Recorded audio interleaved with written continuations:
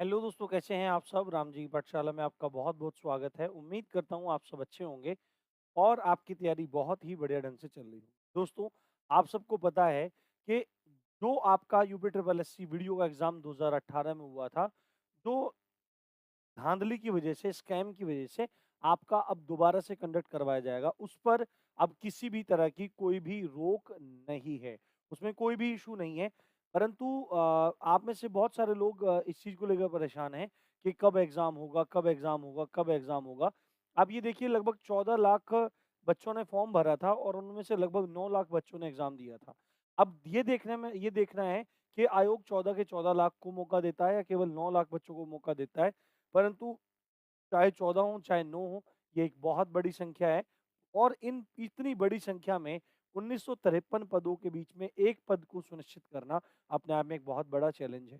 कभी भी UP triple SC आप लोगों के लिए घोषित कर सकता है एग्ज़ाम डेट को, क्योंकि अभी वो पैट के लिए बिज़ी है। क्योंकि पैट का एग्ज़ाम उन्होंने सोचा नहीं था कि 37 लाख फॉर्म आ जाएँगे, तो उसमें पूरा उनकी रेल बनी पड़ी है। तो जैसे ही थोड़ा पैट का वो लोग फ्री होंगे, कुछ होंगे, तो आपके वीडियो के री एग्ज़ाम की डेट आपके सामने होगी।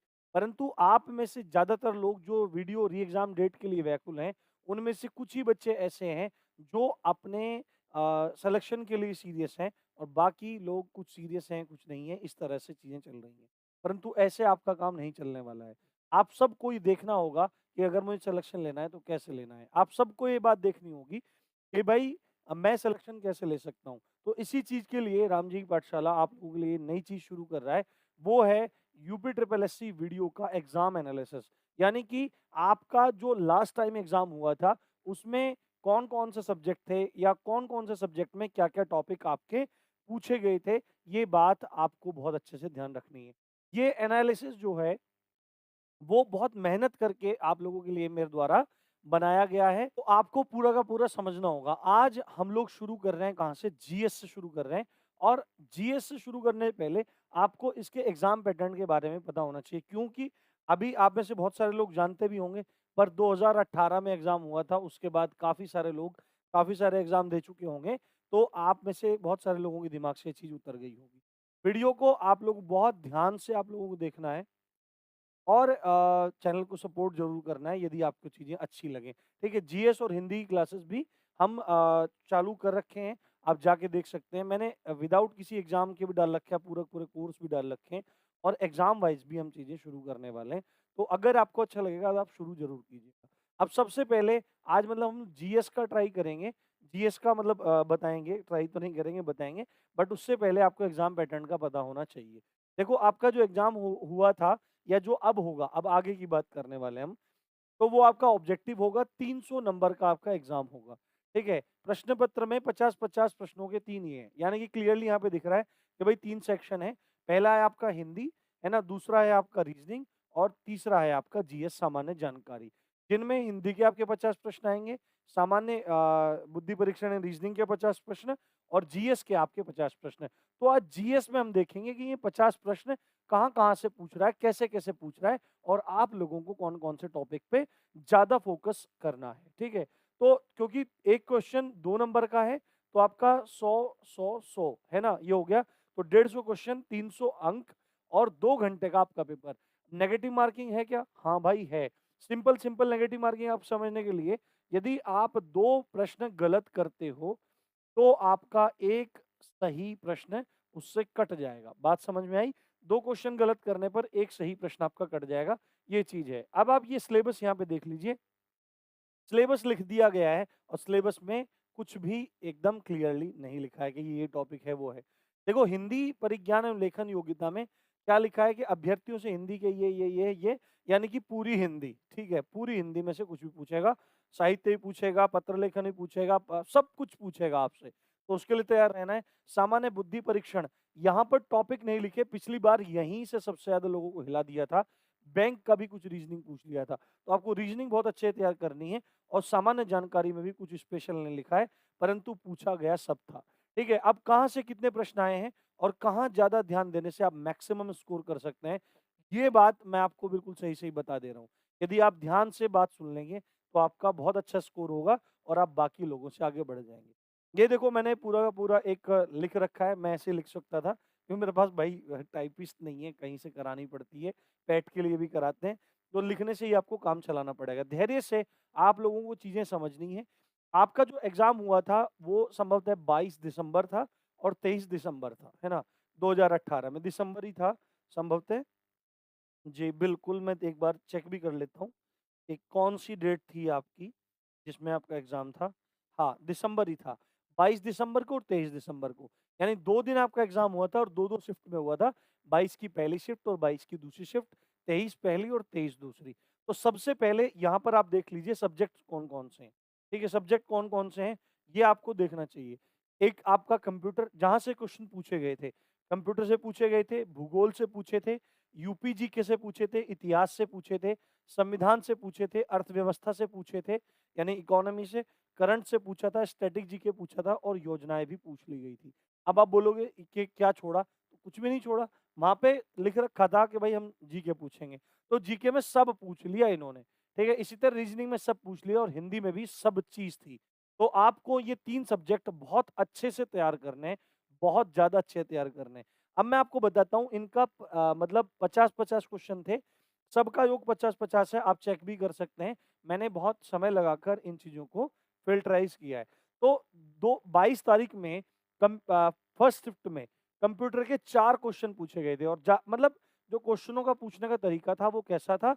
वो डायरेक्टली फैक्चुअल बेस्ड था। कहीं की पूछ लिया, कहीं पे मेमोरी के बारे में पूछ लिया, कहीं पे किसी कमांड के बारे में पूछ लिया, कहीं पे इनपुट डिवाइस के बारे में पूछ लिया, कहीं पे आउटपुट डिवाइस के बारे में पूछ लिया, कहीं केबी आपका केबी, जीबी, है ना? एमबी इनके बारे में पूछ लिया, इनमें कितने बिट्स होते हैं, बाइट्स होते हैं, ये सब आपसे पूछ लिया, ठीक है? ऑपरेटिंग सिस्टम के बारे में पूछ लिया और चारों में ही इसी तरह से, है ना?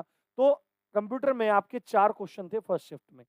भूगोल में आपके 9 क्वेश्चन पूछे गए थे। कितने? 9 क्वेश्चन पूछे गए थे, जिसमें क्या पूछा गया था आपका?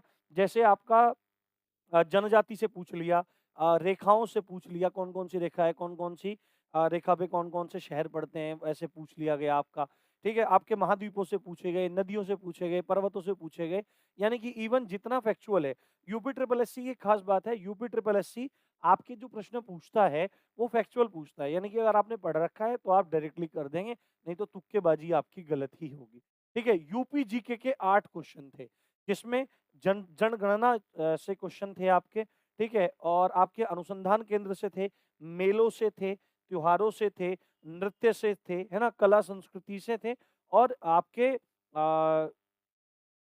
जो कुछ आप कह सकते हैं कि स्टैटिक जीके टाइप पोर्शन होता है नदियों-वदियों से, वहाँ से सब जगह से क्वेश्चन पूछे हुए थे। ठीक है? इतिहास में जो क्वेश्चन थे वो मिले-जुले थे। ज़्यादातर क्वेश्चन या तो प्राचीन भारत के थे या आपके कहाँ के थे, ये सब के बारे में है, ठीक है? आप मैं अभी पहले ये बता दे रहा हूँ, फिर आपको बताता रहूँगा कितने-कितने प्रश्न पूछे गए।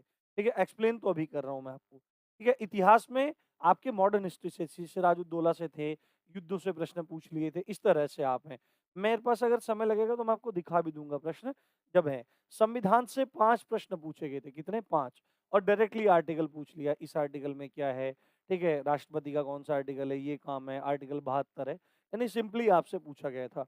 अर्थव्यवस्था में आपका क्या पूछा गया था? कुछ बैंकिंग सेक्टर का कुछ पूछ लिया, रिज़र्व बैंक का पूछ लिया, इस टाइप से कुछ-कुछ चीज़ें उसमें पूछी गई थी बेसिक सी। करंट अफेयर अब आपको बता देता हूँ। करंट अफेयर से 10 प्रश्न आए थे और 10 प्रश्न भी किसके थे? 10 में से आप ये मान के चलिए कि 8 से 9 प्रश्न 2018 के थे पूरे, है ना? क्योंकि पूरा साल हो गया तो 2018 पूरा साल का आपको कवर कर लेना है। अब देखो आप ये मान के चलिए कि वीडियो का एग्ज़ाम अगर जल्दी से जल्दी भी कराने का प्रयास करेगा, तो दिसंबर से पहले तो मुझे लगता नहीं करवा पाएगा। अब करवा दे, बात अलग है, क्या पता नवंबर में करवा दे, ठीक है? पैट के अगले महीने करा दे। पर नवंबर-दिसंबर में अगर आप एग्ज़ाम मानते हैं, तो ये पूरा 2022 का आपको करंट अफेयर तैयार कर लेना है। मैक्सिमम उसी साल के करंट अफेयर पूछे गए थे। स्टैटिक जीके में बुक्स एंड ऑथर का क्वेश्चन ज़रूर पूछा गया था। आविष्कार, आविष्कारक वाला क्वेश्चन था। तो इस टाइप से क्वेश्चन पूछे गए थे। इस वाले में योजना से कोई प्रश्न नहीं, ठीक है? तो ये सब सबका प्रकार था। तो आप देखिए वेटेज सबसे ज़्यादा किसका दिख रहा है इस वाली शिफ्ट में? तो वेटेज आपको सबसे ज़्यादा इस वाली शिफ्ट में दिखाई दे रहा है किसका? ये देखिए आप, ये भूगोल का, यूपी जीके का, ठीक है? और आपके करंट अफेयर का और आपके इतिहास का। सबसे ज़्यादा वेटेज जो है आपका।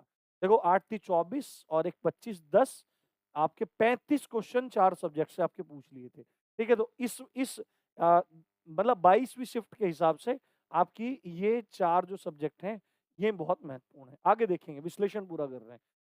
22 की सेकंड में कंप्यूटर से 5 प्रश्न आए, भूगोल से आपके 8 प्रश्न आए, यूपी जीके से आपके 8 आए, मतलब एक-एक यहाँ से घट गया, वहाँ पे बढ़ गया। इतिहास से आपके 10 प्रश्न हो गए, बढ़ गए यहाँ पे इतिहास से आपके प्रश्न। ठीक है, संविधान के भी बढ़ गए, 6 हो गए। अर्थव्यवस्था के 2 थे, यहाँ पे 5 हो गए। करंट अफेयर के 10 थे, यहाँ पे 9 हो गए। स्टैटिक जीके का कोई क्वेश्चन नहीं आया, योजनाओं का कोई क्वेश्चन यहाँ पर नहीं आया। तो फिर से इसको मार्क आउट कर लेते हैं। देखो, आपका करंट अफेयर इसमें इंपॉर्टेंट रहा, आपका इतिहास इसमें इंपॉर्टेंट रहा, आपका यूपी जीके इसमें इंपॉर्टेंट रहा, आपका भूगोल इसमें इंपॉर्टेंट रहा। तो ये चारों सेक्शन फिर से आपके इंपॉर्टेंट हैं। आप देखोगे ये कितना हुआ, 19 और 7 कितना हो जाता है, 19 और 1 का 20, 26, 26 और 8 कितना हो जाता है, 32 क्वेश्चन फिर से यहाँ पे आपके कवर कर दिए। ये 4 सब्जेक्ट आपके, और ये फेवरेट सब्जेक्ट हैं, ठीक है। इवन कंप्यूटर भी बहुत फेवरेट सब्जेक्ट है, तो 4 से 5 क्वेश्चन पूछा जाता है। अब अगले दिन की बारी आई, अब 23वां दिन आया। 23वें दिन में फर्स्ट शिफ्ट में आपके कंप्यूटर से 5 क्वेश्चन पूछे गए। भूगोल में जो 9, 8 थे वो अब घटने शुरू हो गए। यहाँ पे देखो, भूगोल में आपके क्या हुए, यहाँ पे आपके 7 प्रश्न हुए। यूपी जीके यहाँ पे बढ़ गया, आपका कितना हो गया, 10 प्रश्न आपके यूपी जीके के यहाँ पर हो गए, बड़ा जो हो गया इसमें। ठीक है, इतिहास से फिर घट गए, देखो 7 प्रश्न हो गए। संविधान के वही 4, 5, 3 यही चल रहे हैं, 5 आए। अर्थव्यवस्था के आपके 4 प्रश्न हुए, करंट के आपके 8 प्रश्न हुए, स्टैटिक जीके के आपके 4 प्रश्न हुए, और योजनाओं से कोई भी प्रश्न देखने को नहीं मिला। फिर से अगर आप देखेंगे तो यही 4 सब्जेक्ट हैं जो आपके यहाँ पर बड़े हैं। यही 4 सब्जेक्ट हैं जिसमें आपका भूगोल है, जिसमें आपका यूपी जीके है, जिसमें आपका इतिहास है, और जिसमें आपका करंट अफेयर है। अगर आप इनको देखोगे तो इनका योग कितना बैठ रहा है, 7 दूनी 14 और 10 24, 24 और 8 32, यानी कि 30 और 35 के बीच में ये क्वेश्चन यहाँ पर सही हो रहे हैं। ठीक है, अब तक तीन उसमें हमने देख लिया है। अब चौथी शिफ्ट में देखते हैं, मतलब 23 तारीख की दूसरी शिफ्ट में कंप्यूटर से आपके 5 प्रश्न आए हैं। उसके बाद भूगोल से आपके 8, यूपी जीके से आपके 8, इतिहास से आपके 6। यहाँ पर ये वाला पोर्शन आपका डाउन कर दिया। साइंस से कोई भी क्वेश्चन पूछा नहीं गया, जबकि लास्ट 2016 में साइंस से भी प्रश्न पूछे गए थे। इसका मतलब ये नहीं है यहाँ पर कि भाई आपके साइंस को आपको छोड़ देना है। मैं अभी सारी चीज बता रहा हूँ, आप ध्यान से मेरी बात सुनते जाइए। इतिहास में आपके 6 प्रश्न रह गए, संविधान के वही 5, 6, 5, 3 ये आ गया, अर्थव्यवस्था के 4 प्रश्न आ गए, करंट के आपके 8 प्रश्न आ गए। कितने? 8 प्रश्न आ गए। एक ये देखो यहाँ पर, ये मेजर कैटेगरी आपकी बनी हुई है। और उसके बाद स्टैटिक जीके के वही 5 प्रश्न, और योजनाओं के यहाँ पर 3 प्रश्न ऐड हुए थे। तो यहाँ पर अगर आप मेजर पोर्शन देखोगे तो मेजर पोर्शन वही है। मेजर पोर्शन में क्या है आपका? आपका मेजर पोर्शन में आपका एक तो भूगोल आ गया, ठीक है, भूगोल आ गया, उसके बाद यूपी जीके आ गया, उसके बाद इतिहास आ गया, और आपका करंट अफेयर आ गया। अगर आप सबका औसत देखोगे तो इन्हीं 4 सब्जेक्ट से मिलाकर आपके 30 से लेकर 35 क्वेश्चन हैं। यानी कि जिन व्यक्तियों का भूगोल बहुत अच्छा है, यूपी जीके बहुत अच्छा है, इतिहास बहुत अच्छा है, और करंट पे कमांड है, उस आदमी के लिए तो यहाँ पर चांदी कटने वाली है ना, चांदी कटने वाली है।